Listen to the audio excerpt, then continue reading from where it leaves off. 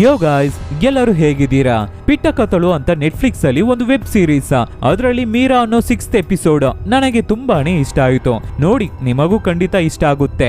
ಈ ಫಿಲಂ ಅನ್ನ ನೋಡಿ ಎಲ್ಲ ಹೆಂಡತಿಯರು ಗಂಡಂದಿರಿಗೆ ಹೀಗೆ ಮಾಡ್ಬೇಕು ಅಂತ ಅನ್ಕೋಬಿಟ್ರೆ ಅಷ್ಟೇ, ಗಂಡಸರ ಕಥೆನೇ ಮುಗೀತು. ಸೊ ಇವತ್ತು ನಾವು ನೋಡೋ ಮೂವಿ ಯಾವುದು ಅಂದ್ರೆ ಪಿಟ್ಟ ಕಥಳು ಎಪಿಸೋಡ್ 6 ಮೀರಾ ಮೂವಿನೇ ಈ ವಿಡಿಯೋದಲ್ಲಿ ನಾವು ನೋಡೋದು. ನೋಡೋಕೆ ಮುಂಚೆ ಸಬ್ಸ್ಕ್ರೈಬ್ ಮಾಡದೇ ಇರೋರು ಸಬ್ಸ್ಕ್ರೈಬ್ ಮಾಡ್ಕೊಳ್ಳಿ, ಮರೆಯದೆ ಬೆಲ್ ಐಕಾನ್ ಪ್ರೆಸ್ ಮಾಡಿ. ನೀವು ಮಾಡೋ ಸಬ್ಸ್ಕ್ರಿಪ್ಷನ್, ಶೇರ್, ಲೈಕ್, ಕಮೆಂಟ್ಸೇ ನಮಗೆ ಮೋಟಿವೇಶನಲ್ ಆಗಿರುತ್ತೆ. ಫಾಲೋ ಮಾಡದೇ ಇರೋರು ಫಾಲೋ ಮಾಡ್ಕೊಳ್ಳಿ. ಸರಿ, ಓಕೆ, ಇವಾಗ ಕತೆ ಒಳಗಡೆ ಹೋಗೋಣ.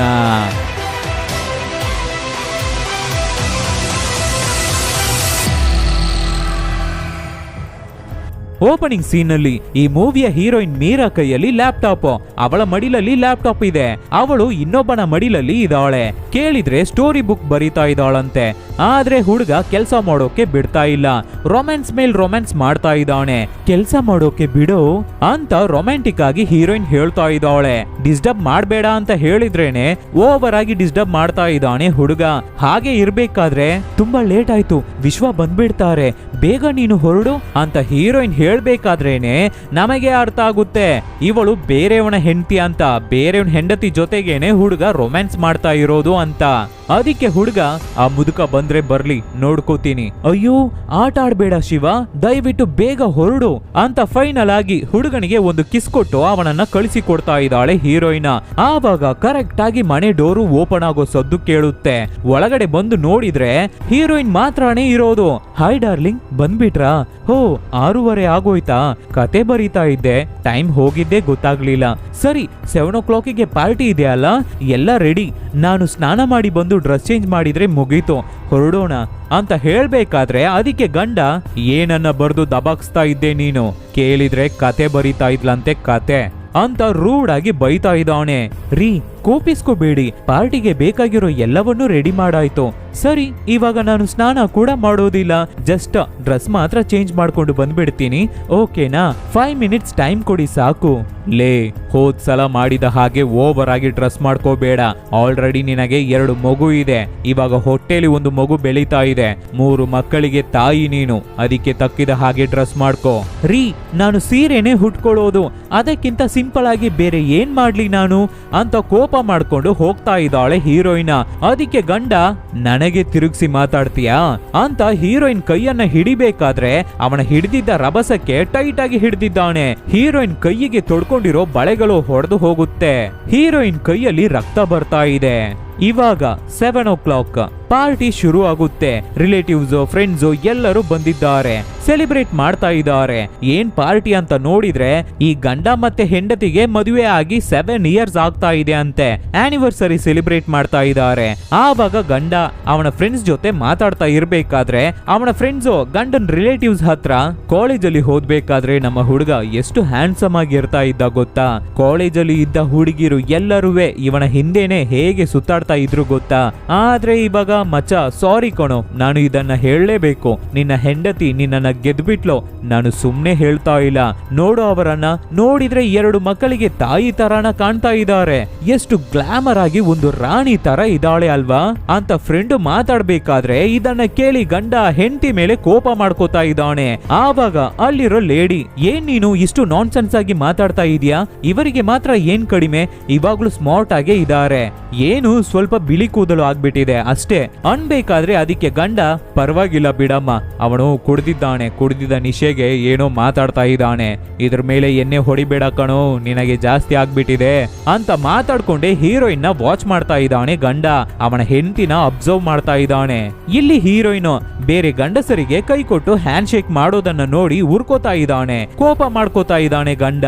ನಮಗೆ ಮದುವೆ ಆಗಿ 7 years ಆಯ್ತು, ಆಲ್ರೆಡಿ ನಮಗೆ 2 ಮಕ್ಕಳಿದ್ದಾರೆ, ಇವಾಗ ನಮಗೆ 3ನೇ ಮಗುನು ಆಗ್ತಾ ಇದೆ ಅಂತ ಜೋರಾಗಿ ಹೇಳ್ಬಿಟ್ಟು ಇಷ್ಟೊತ್ತು ಮಾತಾಡ್ತಾ ಇದ್ನಲ್ಲ ಫ್ರೆಂಡು, ಅವನಿಗೆ ಮಾತ್ರ ಹತ್ರ ಹೋಗಿ, ಆದ್ರೆ ನಿನಗೆ ಇನ್ನ ಒಂದಕ್ಕೆ ಕೂಡ ಗತಿ ಇಲ್ಲ ಅಲ್ವಾ? ಇನ್ನ ಟ್ರೈ ಮಾಡ್ತಾನೆ ಇದೆಯಾ ಅಲ್ವಾ?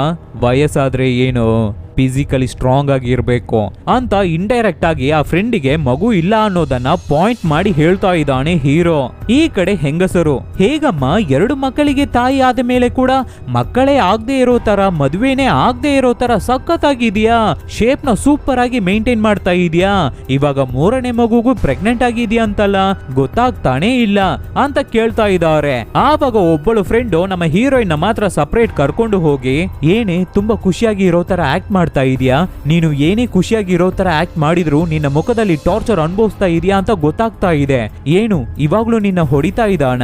ನಾನು ಹೇಳಿದ್ದೆ ಅಲ್ವಾ, ಲಾಯರ್ ಅವರನ್ನ ಮೀಟ್ ಮಾಡ್ದ, ನಿನ್ನ ಗಂಡ ತುಂಬಾ ಟಾರ್ಚರ್ ಮಾಡಿದ್ರೆ ನಿನಗೆ ಅದನ್ನ ಟೋಲರೇಟ್ ಮಾಡ್ಕೊಳ್ಳೋಕೆ ಆಗ್ಲಿಲ್ಲ ಅಂದ್ರೆ ಡೈವೋರ್ಸ್ ತಗೋಬಿಡು ಅಂತ ಹೇಳ್ಬೇಕಾದ್ರೆ, ಇಲ್ಲ ಆಗಲ್ಲ, ಯಾಕೆ ಮಕ್ಕಳ ಬಗ್ಗೆ ಯೋಚನೆ ಮಾಡಿ ಹೆದರ್ಕೋತಾ ಇದೀಯಾ? ಹೌದು, ನನಗೆ ಡೈವೋರ್ಸ್ ಕೊಡೋದಕ್ಕಿಂತ ನನ್ನನ್ನ ಸಾಯಿಸೋದೇ ಬೆಸ್ಟ್ ಅಂತ ನನ್ನ ಕೊಂದ್ಬಿಡ್ತಾನೆ, ಕೊಂದ್ಬಿಟ್ಟು ಜೈಲಿಗೆ ಕೂಡ ಹೋಗ್ಬಿಡ್ತಾನೆ ನನ್ನ ಗಂಡ. ಅವನ ಬಗ್ಗೆ ನನಗೆ ಚೆನ್ನಾಗಿ ಗೊತ್ತು, ಖಂಡಿತ ಅವನು ನನ್ನನ್ನ ಬಿಡಲ್ಲ ಅಂತ ಹೀರೋಯಿನ್ ಮಾತಾಡ್ತಾ ಇರ್ಬೇಕಾದ್ರೆ ಆವಾಗ ಅಲ್ಲಿಗೆ ಒಬ್ಬ ಡ್ರಾಯಿಂಗ್ ಆರ್ಟಿಸ್ಟ್ ಬಂದು ನಮ್ಮ ಹೀರೋಯಿನ್ ಹತ್ರ, ನಿನ್ನ ಸ್ಮೈಲ್ ಇದೆಯಲ್ಲ, ಸ್ಮೈಲ್ ಏನ್ ಚಂದ ಗೊತ್ತಾ, ಆ ಸ್ಮೈಲಿಗೆ ಏನನ್ನ ಬೇಕಾದ್ರೂ ಕೊಡ್ಬೋದು ಅಂತ ಜೊಲ್ ಬಿಡ್ಬೇಕಾದ್ರೆ ಪಕ್ಕದಲ್ಲಿರೋ ಫ್ರೆಂಡು, ಏನು ಎಣ್ಣೆ ಜಾಸ್ತಿ ಆದ್ರೆ ಜೊಲ್ಲು ಜಾಸ್ತಿ ಆಗುತ್ತಾ ಅಂತ ಕೇಳ್ತಾ ಇದ್ದಾಳೆ. ಪಕ್ಕದಲ್ಲಿ ಇರೋ ಹುಡುಗಿನೇ ಕೇಳೋ ಅಷ್ಟು ಜೊಲ್ ಬಿಡ್ತಾ ಇದ್ದಾನೆ ಆ ಆರ್ಟಿಸ್ಟು.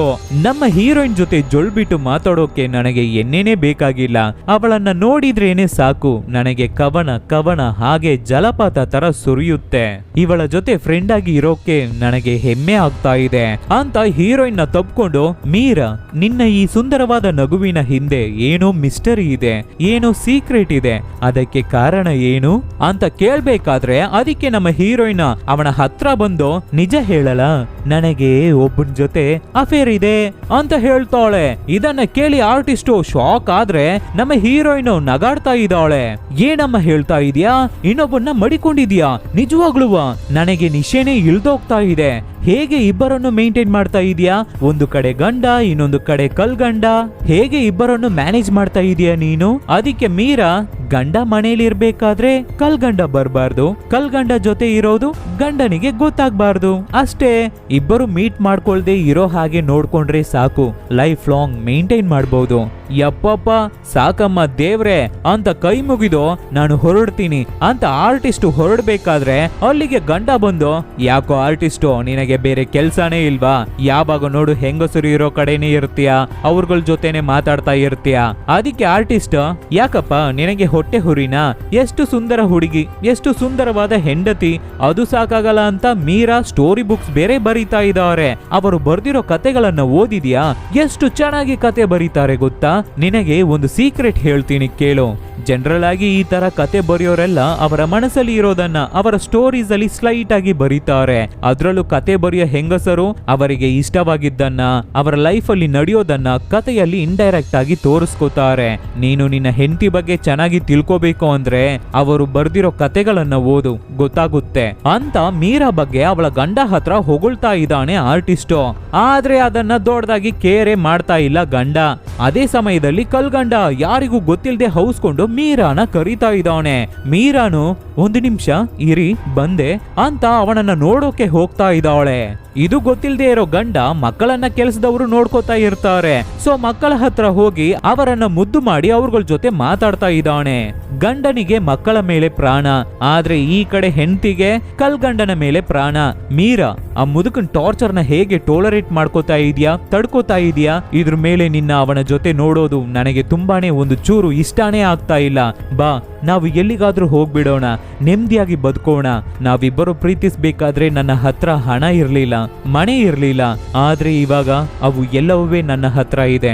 ಬಂದ್ಬಿಡು ನನ್ನ ಜೊತೆ, ನಿನ್ನ ರಾಣಿ ತರ ನೋಡ್ಕೋತೀನಿ, ಅದು ಇದು ಅಂತ ಮಾತಾಡ್ತಾ ಇರ್ಬೇಕಾದ್ರೆ ಸಡನ್ ಆಗಿ ಗಂಡನ್ ಸದ್ದು ಕೇಳುತ್ತೆ. ಸೊ ಫಟ್ ಅಂತ ಮೀರಾ ಅಲ್ಲಿಂದ ಬರ್ಬೇಕಾದ್ರೆ, ಇಲ್ಲಿ ಏನೇ ಮಾಡ್ತಾ ಇದೀಯಾ? ಇಲ್ಲ, ನಮ್ಮ ಕೆಲ್ಸದವರನ್ನ ಹುಡಿಕೊಂಡು ಬಂದೆ, ಕೆಲ್ಸದವಳು ಮಕ್ಕಳನ್ನ ನೋಡ್ಕೋತಾ ಇದ್ದಾಳೆ, ಹೋಗು ಅಂತ ಕಳಿಸ್ತಾನೆ ಗಂಡ. ಸದ್ಯ ಮೀರಾ ಗ್ರೇಟ್ ಎಸ್ಕೇಪ್. ಆಮೇಲೆ ಆರ್ಟಿಸ್ಟ್ ಎಲ್ಲರನ್ನು ಕರೆದು ಎಲ್ಲರ ಮುಂದೆನೂ ಈ ಕಪಲ್ಗೆ ಗಿಫ್ಟ್ ಕೊಡ್ತಾ ಇದ್ದಾನೆ. ಆರ್ಟಿಸ್ಟ್ ಅಲ್ವಾ, ಸೊ ಪೇಂಟಿಂಗ್ ಅನ್ನೇ ಗಿಫ್ಟ್ ಆಗಿ ಕೊಡ್ತಾ ಇರೋದು, ಅದನ್ನ ಕವರ್ ಮಾಡಿ ಇಟ್ಟಿದ್ದಾನೆ. ಆಮೇಲೆ ಮೀರಾ ಬಗ್ಗೆನೋ ಅವಳ ಗಂಡನ್ ಬಗ್ಗೆನೋ ಹೊಗಳಿ ಮಾತಾಡಿಬಿಟ್ಟು ಇದನ್ನ ನೀವೇ ಓಪನ್ ಮಾಡ್ಬೇಕು ಮೀರಾ ಅಂತ ಮೀರಾನ ಕರಿಬೇಕಾದ್ರೆ ಮೀರಾನು ಸರಿ ಅಂತ ಓಪನ್ ಮಾಡ್ತಾವಳೆ. ನೋಡಿದ್ರೆ ಒಂದು ಸುಂದರವಾದ ಹುಡುಗಿಯ ಚಿತ್ರ ಬೆನ್ನ ತೋರಿಸಿ ಹಿಂದೆ ತಿರುಗಿ ನೋಡ್ತಾ ಇರೋ ತರ ಸೂಪರ್ ಆಗಿ ಡ್ರಾ ಮಾಡಿದ್ದಾನೆ. ಅದನ್ನ ನೋಡೋ ಜನ, ಹೇ ಆ ಪೇಂಟಿಂಗ್ ಅಲ್ಲಿ ಇರೋ ಗೊಂಬೆಯ ಕಣ್ಣು ನಮ್ಮ ಮೀರಾ ಅವಳ ಕಣ್ಣು ತರಾನೇ ಇದೆ ಅಲ್ವಾ? ಕಣ್ಣು ಮಾತ್ರನಾ, ನೋಡೋಕೆ ನಮ್ಮ ಮೀರಾ ತರಾನೇ ಇದೆ. ಹೌದು ಹೌದು ಮೀರಾ, ಈ ಪೇಂಟಿಂಗ್ ನ ಡ್ರಾ ಮಾಡ್ಬೇಕಾದ್ರೆ ನೀನೇ ಫೋರ್ಸ್ ಕೊಟ್ಟು ನಿಂತಿದ್ದ, ಅದು ಇದು ಅಂತ ಮಾತಾಡ್ಬೇಕಾದ್ರೆ ಆರ್ಟಿಸ್ಟ್ ಇಲ್ಲ ಅಂತ ಹೇಳ್ತಾ ಇದ್ದಾನೆ. ಇದನ್ನೆಲ್ಲ ಕೇಳಿ ಗಂಡ ಉರ್ಕೋತಾ ಇದ್ದಾನೆ. ಆವಾಗ ಗಂಡ ಇದಾನಲ್ಲ, ಅವನ ರಿಲೇಟಿವ್ ಹುಡುಗ, ಅವನ ಮನೆಯಲ್ಲೇ ಇದ್ದು ಓದುತ್ತಾ ಇದ್ದಾನೋ ಆಫೀಸ್ಗೆ ಹೋಗ್ತಾ ಇದ್ದಾನೋ ಏನೋ ಗೊತ್ತಿಲ್ಲ. ಆ ಹುಡುಗ, ಹೌದು ಹೌದು ಈ ಪೇಂಟಿಂಗ್ ಅತಿಗೆ ತರಾನೇ ಇದೆ, ಅವರ ಬೆನ್ನಲ್ಲಿ ಟ್ಯಾಟೂ ಇದೆಯಲ್ಲ, ಆ ಟ್ಯಾಟೂವನ್ನು ಪೇಂಟಿಂಗ್ ಅಲ್ಲಿ ಡ್ರಾ ಮಾಡಿದ್ದಿದ್ರೆ ಡಿಟ್ಟೋ ನಮ್ಮ ಅತಿಗೆ ತರಾನೇ ಇರ್ತಾ ಇತ್ತು ಅಂತ ಹೇಳ್ಬೇಕಾದ್ರೆ ಗಂಡ ಟೆನ್ಷನ್ ಆಗಿ ಅವನಿಗೆ ಕಪ್ಪಾಳಕ್ಕೆ ಒಂದು ಹೊಡೆದ್ಬಿಟ್ಟು ಅಲ್ಲಿಂದ ಹೋಗ್ಬಿಡ್ತಾ ಇದ್ದಾನೆ. ಸೊ ತಕ್ಷಣ ಹೆಂಡತಿ, ಏನೂ ಇಲ್ಲ ಯಾರು ತಪ್ಪು ತಿಳ್ಕೋಬೇಡಿ, ಎಣ್ಣೆ ಜಾಸ್ತಿ ಆಗ್ಬಿಟ್ರೆ ನಮ್ಮ ಮನೆಯವರು ಹಾಗೇನೆ, ನೀವು ಪಾರ್ಟಿನ ಎಂಜಾಯ್ ಮಾಡಿ ಅಂತ ಪಾರ್ಟಿನ ಕಂಟಿನ್ಯೂ ಮಾಡ್ತಾ ಇದ್ದಾಳೆ. ಆಮೇಲೆ ಪಾರ್ಟಿ ಮುಗೀತು, ಎಲ್ಲರನ್ನು ಕಳಿಸ್ಕೊಟ್ಬಿಟ್ಟು ರೂಮ್ ಒಳಗಡೆ ಬಂದ್ರೆ ಗಂಡ ಹುಚ್ಚನ್ ತರ ಕೂತಿದ್ದಾನೆ.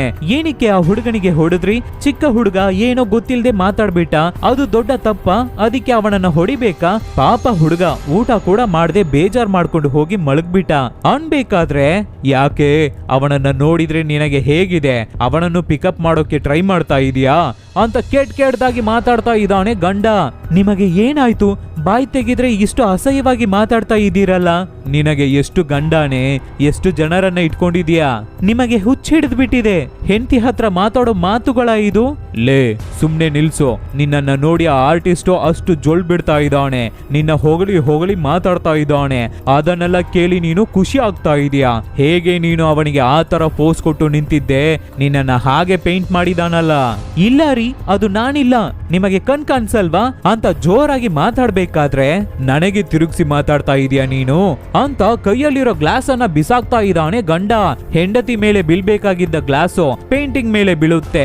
ನನ್ನ ಮಗು ನಿನ್ನ ಹೊಟ್ಟೆಲಿ ಬೆಳೀತಾ ಇದೆ ಅನ್ನೋ ಒಂದೇ ರೀಸನ್ಗಾಗಿ ಕಣೆ ನಿನ್ನ ಬಿಡ್ತಾ ಇದ್ದೀನಿ, ಇಲ್ಲ ಅಂದಿದ್ರೆ ನಿನ್ನ ಕೊಂದ್ ಬಿಡ್ತಾ ಇದ್ದೆ ಅಂತ ರ್ಯಾಶ್ ಆಗಿ ಮಾತಾಡಿಬಿಟ್ಟು, ಹಾಗೆ ಯಾಕೆ ನನ್ನ ಹೀಗೆ ಮಾಡ್ತಾ ಇದೀಯಾ, ಹುಚ್ಚು ಹಿಡಿಸ್ತಾ ಇದೀಯಾ ಕಣೆ ಅಂತ ಅಳ್ತಾ ಇದ್ದಾನೆ ಗಂಡ. ಅದಕ್ಕೆ ಹೀರೋಯಿನ್ ಕೋಪ ಮಾಡ್ಕೊಂಡು ಅಲ್ಲಿಂದ ಹೋಗ್ತಾಳೆ. ಹಾಗೆ ಹೋಗ್ಬೇಕಾದ್ರೆ ಅವಳು ಕತೆ ಬರೀತಾ ಇದ್ದಾಳೆ ಅಲ್ವಾ, ಆ ಲ್ಯಾಪ್ಟಾಪ್ ಅನ್ನು ತಗೋಬೇಕಾದ್ರೆ ಆರ್ಟಿಸ್ಟ್ ಹೇಳಿದ್ನಲ್ಲ, ನಿನ್ನ ಹೆಂಡತಿ ಕತೆಗಳನ್ನ ಓದು, ಅವಳ ಬಗ್ಗೆ ಗೊತ್ತಾಗುತ್ತೆ, ಅದು ಫ್ಲಾಶ್ ಆಗುತ್ತೆ. ಅದಕ್ಕೆ ಹೆಂಡತಿ ಹತ್ರ ಇಂದ ಲ್ಯಾಪ್ಟಾಪ್ ನ ಕಿತ್ಕೊಂಡು ಆ ಕತೆಗಳನ್ನ ಓದುತ್ತೀನಿ ಅನ್ಬೇಕಾದ್ರೆ ಹೆಂಡತಿ ಅದಕ್ಕೆ ಬಿಡ್ತಾ ಇಲ್ಲ. ಅವಳನ್ನ ರೂಮ್ ಒಳಗಡೆ ಹಾಕಿ ಕೂಡಾಕ್ಬಿಟ್ಟು ಲ್ಯಾಪ್ಟಾಪ್ ನ ಓಪನ್ ಮಾಡಿ ಕತೆನ ಓದೋಕೆ ಸ್ಟಾರ್ಟ್ ಮಾಡಿದ್ರೆ, ಕೆಲವು ನಿಜಗಳ ಹಿಂದೆ ಕೆಲವು ಸುಳ್ಳು ಇರುತ್ತೆ, ಕೆಲವು ಸುಳ್ಳು ಹಿಂದೆ ನಿಜ ಇರುತ್ತೆ. ಒಂದು ಹುಡುಗಿಯ ಮದುವೆಗೆ ಹಿಂದಿನ ಲೈಫ್ ಬಾಳ ತರ, ನೆರಳು ತರ ಯಾವಾಗಲೂ ಅವಳ ಹಿಂದೆನೆ ಬರ್ತಾ ಇರುತ್ತೆ. ಅದು ಸವಿ ನೆನಪುಗಳು, ಗೋಲ್ಡನ್ ಮೆಮೊರೀಸ್. ನನ್ನ ಪ್ರಿಯತಮನ ಪ್ರೀತಿ, ಅವನ ಮಾತು, ಅವನು ಕೊಟ್ಟ ಮುದ್ದು ಯಾವುದನ್ನು ನಾನು ಮರೆಯೋಕ್ಕೂ ನನಗೆ ಇಷ್ಟ ಇಲ್ಲ. ಈ ಮುದುಕ ಸೊಸೈಟಿಗೆ ಮಾತ್ರನೇ ನನ್ನ ಗಂಡ, ಆದ್ರೆ ಯಾವತ್ತೂ ನನ್ನ ಮನಸ್ಸಿಗೆ ಅವನು ಗಂಡ ಇಲ್ಲ. ಅವನು ಅನ್ಕೊಂಡಿದ್ದಾನೆ ನನಗೆ ಮಕ್ಕಳನ್ನ ಕೊಟ್ಬಿಟ್ರೆ ಅವನ ಕಂಟ್ರೋಲ್ ಅಲ್ಲಿ ನಾನು ಇರ್ತೀನಿ ಅಂತ, ಆದ್ರೆ ಅವನಿಗೆ ಯಾವತ್ತೂ ಈ ಸೀಕ್ರೆಟ್ ಗೊತ್ತಾಗಲ್ಲ, ಎಂದೆಂದಿಗೂ ಗೊತ್ತಾಗಲ್ಲ ಅಂತ ಬರ್ದಿದ್ದಾಳೆ. ಏನು ಆ ಸೀಕ್ರೆಟ್ ಅಂತ ನೋಡಿದ್ರೆ, ಇವಾಗ ಅವಳ ಹೊಟ್ಟೆಯಲ್ಲಿ ಬೆಳೀತಾ ಇದೆಯಲ್ವಾ ಮೂರನೇ ಮಗು, ಅದು ಮುದುಕ ಗಂಡಂದು ಇಲ್ವಂತೆ, ಆ ಕಲ್ ಗಂಡನದಂತೆ ಅಷ್ಟೇ. ಇದನ್ನ ಓದಿದ ಗಂಡ ಶಾಕ್ ಆಗ್ತಾ ಇದ್ದಾನೆ. ಸೊ ನೆಕ್ಸ್ಟ್ ದಿನಾನೇ ಹೆಂಡತಿನ ಬೇಬಿ ಹಾಸ್ಪಿಟಲ್ಗೆ ಕರ್ಕೊಂಡು ಬಂದಿದ್ದಾನೆ ಗಂಡ. ಆಲ್ರೆಡಿ ಟೆಸ್ಟಿಂಗ್ ಗೆ ಬ್ಲಡ್ ಸ್ಯಾಂಪಲ್ಸ್ ನ ಕೊಟ್ಟಿದ್ದಾರೆ ಅನ್ಸುತ್ತೆ, ರಿಸಲ್ಟ್ ಗಾಗಿ ವೆಯ್ಟ್ ಮಾಡ್ತಾ ಇದ್ದಾರೆ. ಏನು ಇಷ್ಟು ಲೇಟ್ ಆಗ್ತಾ ಇದೆ ಅಂತ ಟೆನ್ಷನ್ ಆಗಿ ಅಲ್ಲಿರೋ ರಿಸೆಪ್ಷನಿಸ್ಟ್ ಹತ್ರ, ಟೆಸ್ಟ್ ರಿಸಲ್ಟ್ ಬರೋಕೆ ಯಾಕೆ ಇಷ್ಟು ಲೇಟ್ ಆಗ್ತಾ ಇದೆ, ಎಲ್ಲಿ ನಿಮ್ಮ ಡಾಕ್ಟರ್, ಎಲ್ಲಿ MD ಅಂತ ಕಿರ್ಚ್ಕೋತಾ ಇದ್ದಾನೆ. ಇದನ್ನ ನೋಡಿ ಮೀರಾಗೆ ಒಂಥರ ಅಸಹ್ಯ ಆಗ್ತಾ ಇದೆ. ಅದೇ ಸಮಯದಲ್ಲಿ ನಮ್ಮ ಮೀರಾ ಅವಳ ಫ್ರೆಂಡ್ ಫ್ಯಾಮಿಲಿ ಆ ಹಾಸ್ಪಿಟಲ್ಗೆ ಬಂದಿದ್ದಾರೆ. ಪಾರ್ಟಿಯಲ್ಲಿ ಇವರನ್ನ ನಾವು ನೋಡಿರ್ಬೋದು.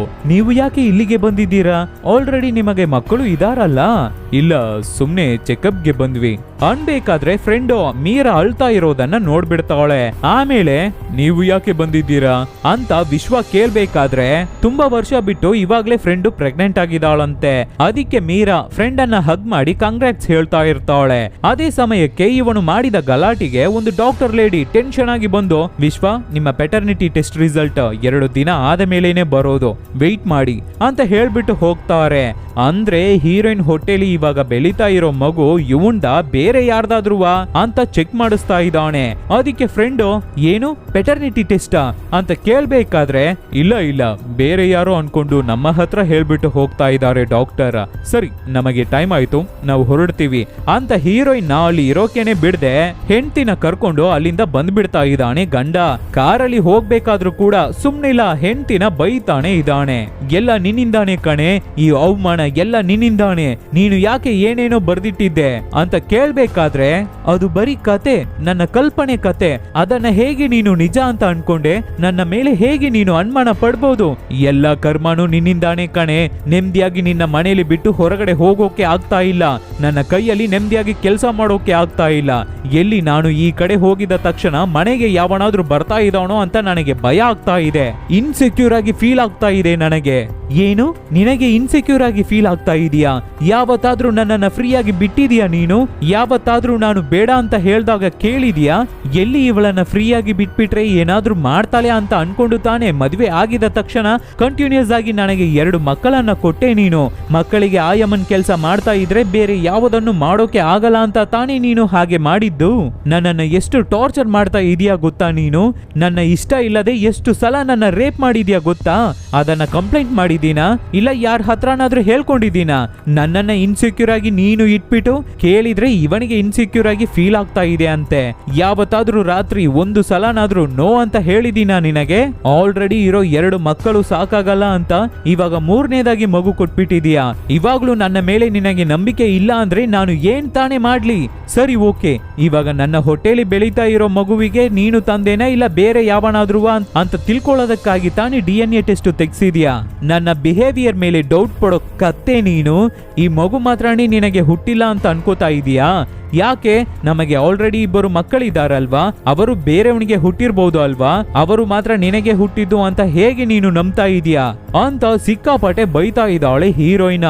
ಅಷ್ಟೇ ಈ ಮಾತುಗಳನ್ನ ಕೇಳಿದ ಗಂಡ ನೂಡಲ್ಸ್ ಆಗ್ಬಿಟ್ಟ.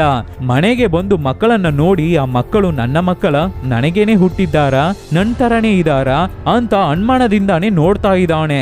ಅದು ಸಾಕಾಗಲ್ಲ ಅಂತ ಅವರ ಮನೆಯಲ್ಲಿ ರಿಲೇಟಿವ್ ಹುಡುಗ ಇದ್ದಾನಲ್ಲ ಅವನ ಮೇಲೆ ಫುಲ್ಲು ಡೌಟು. ಮಕ್ಕಳು ಆಟ ಆಡ್ತಾ ಇರ್ಬೇಕಾದ್ರೆ ಹೀರೋಯಿನ್ ಮತ್ತೆ ಆ ಹುಡುಗ ಕ್ಯಾಶುವಲ್ ಆಗಿ ಮಾತಾಡೋದನ್ನ ನೋಡಿ ಒಂದ್ ವೇಳೆ ಮಕ್ಕಳು ಇವನಿಗೆ ಹುಟ್ಟಿರ್ತಾರೋ ಅಂತ ಅನ್ಕೋತಾ ಇದ್ದಾನೆ. ಹಾಗೆ ಇವರು ರಿಲೇಶನ್ಶಿಪ್ ಅಲ್ಲಿ ಇದ್ದಿದ್ರೆ ಹೇಗೆಲ್ಲ ಇದ್ದಿರ್ಬೋದು, ಏನೆಲ್ಲ ಮಾಡಿರ್ಬೋದು ಅಂತ ಯೋಚನೆ ಮಾಡಿ ನೋಡ್ತಾ ಇದ್ದಾನೆ ಹೀರೋ. ಹಾಗೆ ಯೋಚನೆ ಮಾಡಿ ಒಂಥರ ಆಗ್ತಾ ಇದ್ದಾನೆ. ಫುಲ್ಲು ಎಣ್ಣೆ ಬೇರೆ ಕೋಪ. ಆ ಕೋಪನ ಒಂದು ದಿನ ಮಕ್ಕಳ ಮೇಲೇನೆ ತೋರಿಸ್ಬಿಡ್ತಾ ಇದ್ದಾನೆ ಹೀರೋ. ಅದಕ್ಕೆ ರಿಲೇಟಿವ್ ಹುಡುಗ, ಅಣ್ಣ ನಿನ್ನ ಅನುಮಾನ ಬುದ್ಧಿಗೆ ಲಿಮಿಟೇ ಇಲ್ವಾ ಅಂತ ಬೈಬೇಕಾದ್ರೆ ಅವನಿಗೆ ಹೊಡೆದು ಓಡಿಸ್ತಾ ಇದ್ದಾನೆ ಗಂಡ. ಹೀರೋಯಿನ್ ಏನ್ರೀ ನೀವು ಅಂತ ಕೇಳ್ಬೇಕಾದ್ರೆ, ಇಲ್ಲ ಮೀರಾ, ನನ್ನ ಕೈಯಲ್ಲಿ ನೆಮ್ಮದಿಯಾಗಿ ಇರೋಕೆ ಆಗ್ತಾ ಇಲ್ಲ, ಸಾರಿ, ಯಾವಾಗ್ಲೂ ನಿನ್ನ ಬಗ್ಗೆ ತಪ್ಪಾಗಿ ನನಗೆ ಥಿಂಕಿಂಗ್ ಬರ್ತಾ ಇದೆ. ಯಾವನ್ನ ಮಡಿಕೊಂಡಿರ್ತೀಯ, ಯಾರನ್ನ ಇಟ್ಕೊಂಡಿರ್ತೀಯ ಅಂತಾನೆ ಯೋಚನೆ ಮಾಡ್ತಾ ಇದ್ದೀನಿ, ನನಗೆ ಏನೋ ಆಗ್ಬಿಟ್ಟಿದೆ ಅನ್ಬೇಕಾದ್ರೆ ಅದಕ್ಕೆ ಹೀರೋಯಿನ್, ನೀವು ಡಿಪ್ರೆಷನ್ ಅಲ್ಲಿ ಇದ್ದೀರಾ, ಅದಕ್ಕೆ ಕೆಟ್ಟದಾಗಿ ಯೋಚನೆ ಮಾಡ್ತಾ ಇದ್ದೀರಾ, ನಿದ್ದೆ ಮಾಡಿ ಎಲ್ಲ ಸರಿ ಹೋಗುತ್ತೆ ಅಂತ ಅವನಿಗೆ ಟ್ಯಾಬ್ಲೆಟ್ಸ್ ಕೊಟ್ಟು ಮಲಗಿಸ್ತಾ ಇದ್ದಾಳೆ.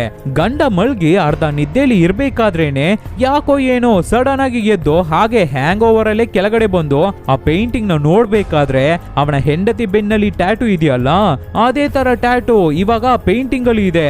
ಅಷ್ಟೇ, ನನ್ನ ಹೆಂಡತಿಯನ್ನ ಬೆತ್ತಲೆಯಾಗಿ ನೋಡಿ ಟೈಟಾನಿಕ್ ಮೂವಿಯಲ್ಲಿ ಬರೋ ತರ ಬಿಡಿಸಿದ್ದಾನೋ ಆ ಆರ್ಟಿಸ್ಟು ಅಂತ ಟೆನ್ಷನ್ ಆಗಿ ಆರ್ಟಿಸ್ಟ್ ಮನೆಗೆ ಹೋಗಿ ಬಾಕುಲ್ ಕೊಡ್ತಾ ಇದ್ದಾನೆ ಗಂಡ. ಆ ಆರ್ಟಿಸ್ಟು ಏನ್ ಮಾಡ್ತಾ ಇದ್ನೋ ಏನೋ ಗೊತ್ತಿಲ್ಲ, ಅರ್ಧಂಬರ್ಧ ಡ್ರೆಸ್ ಅಲ್ಲಿ ಓಡಿ ಬಂದು ಏನಾಯ್ತು ವಿಶ್ವ, ಏನಾಯ್ತು ಅಂತ ಕೇಳ್ಬೇಕಾದ್ರೆ ಅವನನ್ನ ಮಾತಾಡೋಕೆ ಬಿಡ್ತಾ ಇಲ್ಲ, ಅವನನ್ನ ಹೊಡೆದು ಚೆಚ್ತಾ ಇದ್ದಾನೆ ಗಂಡ. ಗೆಲ್ಲೋ ನನ್ನ ಹೆಂಡತಿ ಎಷ್ಟು ಧೈರ್ಯ ಧೈರ್ಯ ಇದ್ರೆ ನನ್ನ ಹೆಂಡತಿ ಜೊತೆ ರಿಲೇಶನ್ಶಿಪ್ ಅಲ್ಲಿ ಇದ್ದಿರ್ತೀಯ ನೀನು ಅಂತ ಹೊಡಿಬೇಕಾದ್ರೆ ಆರ್ಟಿಸ್ಟ್ಗೆ ತುಂಬಾನೇ ಏಟಾಗಿ ಅನ್ಕಾನ್ಶಿಯಸ್ ಆಗಿ ಬಿದ್ದೋಗ್ಬಿಡ್ತಾ ಇದ್ದಾನೆ. ಅವನ ತಲೆಯಿಂದ ಬ್ಲಡ್ ಬರ್ತಾ ಇದೆ. ಆಮೇಲೆ ಲೇ ಮೀರಾ ಎಲ್ಲೇ ಇದೀಯಾ, ಹೊರಗಡೆ ಬಾರೆ ಅಂತ ಜೋರಾಗಿ ಕಿರ್ಚ್ಕೋತಾ ಇದ್ದಾನೆ. ಆವಾಗ ಒಂದು ಜೀವ ಹೊರಗಡೆ ಬರುತ್ತೆ.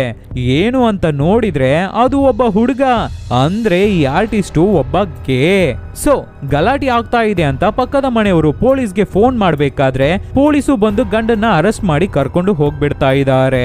ಆಮೇಲೆ ಏನಪ್ಪಾ ನಿನ್ನ ಪ್ರಾಬ್ಲಮ್ ಅಂತ ಒಂದು ಲೇಡಿ ಪೊಲೀಸ್ ವಿಚಾರಣೆ ಮಾಡ್ಬೇಕಾದ್ರೆ ಅವರ ಹತ್ರ ಹೇಳ್ಕೊತಾ ಇದ್ದಾನೆ ಗಂಡ.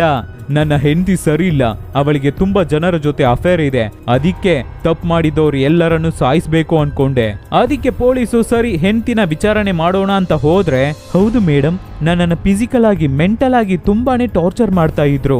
ನನ್ನ ಜೊತೆ ಮಾತಾಡೋ ಎಲ್ಲ ಗಂಡಸರ ಮೇಲೇನೋ ಅನುಮಾನ ಪಡ್ತಾ ಇದ್ರು. ಅವರಿಗೆ ಕೋಪ ಬಂದ್ಬಿಟ್ರೆ ಅವರನ್ನ ಕಂಟ್ರೋಲ್ ಮಾಡೋಕೆ ಆಗಲ್ಲ, ಕೊಳೆನೆ ಮಾಡ್ಬಿಡ್ತಾರೆ ಅಂತ ಎಲ್ಲ ನಿಜವನ್ನು ಹೇಳ್ತಾ ಇದ್ದಾಳೆ ಹೀರೋಯಿನ್. ಇಲ್ಲಿ ಹಾಸ್ಪಿಟಲ್ ಅಲ್ಲಿ ಆರ್ಟಿಸ್ಟ್ ಇನ್ನ ಸತ್ತಿಲ್ಲ, ಬದುಕಿದಾನೆ. ಅವನನ್ನ ವಿಚಾರಣೆ ಮಾಡಿದ್ರೆ ಮೀರಾ ಒಂದು ಒಳ್ಳೆ ರೈಟರ್ ಮೇಡಮ್, ಒಳ್ಳೆ ತಾಯಿ, ಒಳ್ಳೆ ಹೆಂಗಸು. ಅವರಿಗೆ ಹೆಲ್ಪ್ ಮಾಡೋಣ ಅಂತ ನಾನು ಅನ್ಕೊಂಡೆ. ನಾನು ಅವರ ಬುಕ್ ಅನ್ನ ಪಬ್ಲಿಷ್ ಮಾಡೋಣ ಅನ್ಕೊಂಡಿದ್ದೆ. ಆ ಪೇಂಟಿಂಗ್ ನನ್ನ ಕಲ್ಪನೆ ಅಷ್ಟೇ. ಅದನ್ನ ಕೂಡ ತಪ್ಪು ತಿಳ್ಕೊಂಡು ಬಂದು ನನಗೆ ಹೊಡೆದ ವಿಶ್ವ.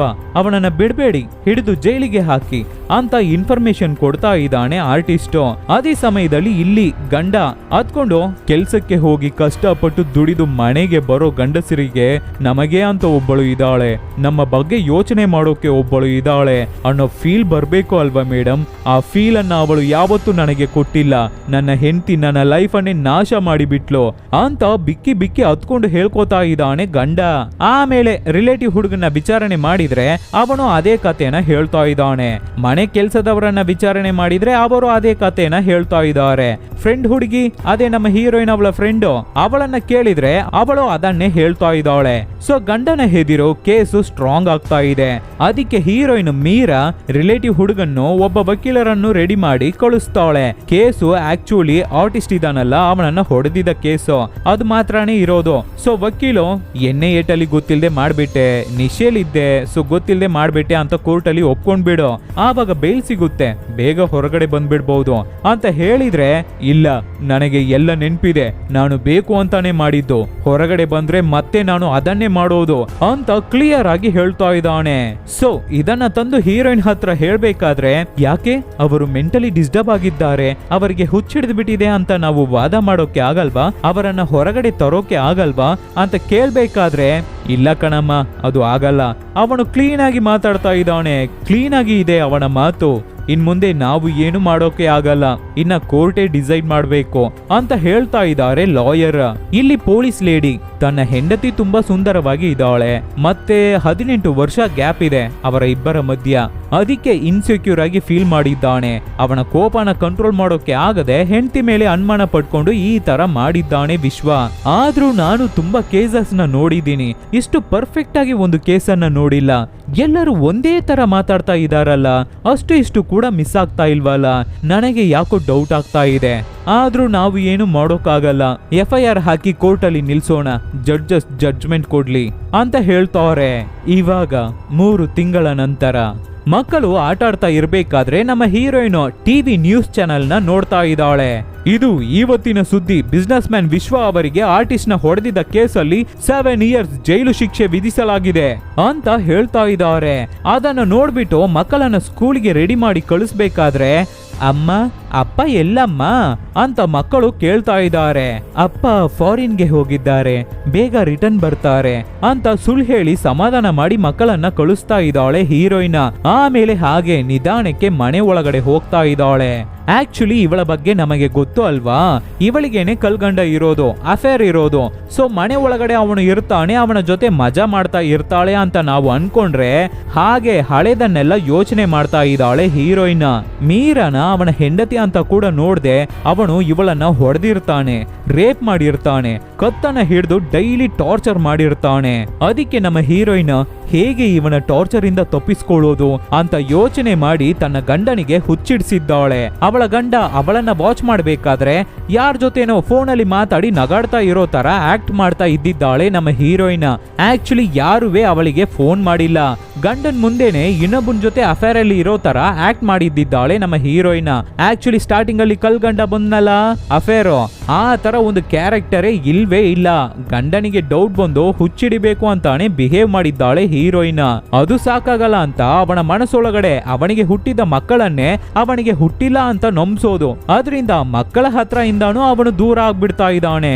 ಆಮೇಲೆ ಆ ಪೇಂಟಿಂಗ್ ಅಲ್ಲಿ ಟ್ಯಾಟೂ ಇದ್ದಿರಲ್ಲ, ಆಮೇಲೆ ನಮ್ಮ ಹೀರೋಯಿನ್ ಬೇಕು ಅಂತಾನೆ ಅವಳೇ ಆ ಪೇಂಟಿಂಗ್ ಮೇಲೆ ಅವಳ ಬೆನ್ನಲ್ಲಿರೋ ಟ್ಯಾಟೂ ಅನ್ನ ಆ ಪೇಂಟಿಂಗ್ ಗೆ ಡ್ರಾ ಮಾಡಿದ್ದಾಳೆ. ಗಂಡನಿಗೆ ಹುಚ್ಚಿಡಿದು ಆ ಡ್ರಾಯಿಂಗ್ ಆರ್ಟಿಸ್ಟ್ ನ ಹೊಡಿಬೇಕು, ಅದು ಕೇಸ್ ಆಗ್ಬೇಕು, ಅವನು ಜೈಲಿಗೆ ಹೋಗ್ಬೇಕು ಅಂತ ಎಲ್ಲವನ್ನು ಪ್ಲಾನ್ ಮಾಡಿದ್ದಾಳೆ ಹೀರೋಯಿನ್. ಆದ್ರೆ ಯಾರುವೇ ಇದನ್ನ ಕಂಡು ಹಿಡಿಯೋಕೆ ಆಗಲ್ಲ. ಇವಾಗ ಹೊರಗಡೆ ಬಂದು ನೆಮ್ಮದಿಯಾಗಿ ಉಸಿರಾಡ್ತಾ ಇದ್ದಾಳೆ ಹೀರೋಯಿನ್. ಇಲ್ಲಿಗೆ ಈ ಮೂವಿ ಮುಗಿಯುತ್ತೆ. ಹೇಗಿತ್ತು ಟ್ವಿಸ್ಟ್? ಅನ್ಎಕ್ಸ್ಪೆಕ್ಟೆಡ್ ಎಂಡಿಂಗ್ ಅಲ್ವಾ? ಒಳ್ಳೆಯವರು ಯಾವಾಗ್ಲೂ ಒಳ್ಳೆಯವರಾಗೇ ಇರೋದಿಲ್ಲ, ಕೆಟ್ಟವರು ಯಾವಾಗ್ಲೂ ಕೆಟ್ಟವರಾಗೇ ಇರೋದಿಲ್ಲ. ನಿಮ್ಮ ಪಾಯಿಂಟ್ ಆಫ್ ವ್ಯೂ ಅಲ್ಲಿ ಹೀರೋಯಿನ್ ಒಳ್ಳೆಯವಳ ಇಲ್ಲ ಹೀರೋ ಒಳ್ಳೆಯವನ ಅನ್ನೋದನ್ನ ಕಮೆಂಟ್ ಬಾಕ್ಸ್ ಅಲ್ಲಿ ಕಮೆಂಟ್ ಮಾಡಿ. ನನ್ನ ಪಾಯಿಂಟ್ ಆಫ್ ವ್ಯೂ ಅಲ್ಲಿ ನಾನು ತುಂಬಾ ಒಳ್ಳೆಯವನು, ನಮ್ಮ ಸಬ್ಸ್ಕ್ರೈಬರ್ಸ್ ಎಲ್ಲರೂ ತುಂಬಾ ಒಳ್ಳೆಯವರು. ಸೊ ಈ ತರ ಡಿಫ್ರೆಂಟ್ ಆದ ಮೂವಿಗಳನ್ನ ನಾವು ನಿಮಗೆ ಕೊಡ್ತಾನೆ ಇರ್ತೀವಿ. ಅದಕ್ಕೆ ನೀವು ಮಾಡಬೇಕಾಗಿರೋದು ನಿಮ್ಮ ಸಪೋರ್ಟ್ ಮಾತ್ರ. ಏನು ಇಲ್ಲ, ನಿಮ್ ಫ್ರೆಂಡ್ಸ್ಗೆ ರಿಲೇಟಿವ್ಸ್ಗೆ ಹೇ ಈ ತರ ಒಂದು ಚಾನೆಲ್ ಇದೆ ಚೆನ್ನಾಗಿದೆ ನೋಡು ಅಂತ ಹೇಳಿದ್ರೇನೆ ಸಾಕು. Soon catch you peoples with an another nice movie. Take care.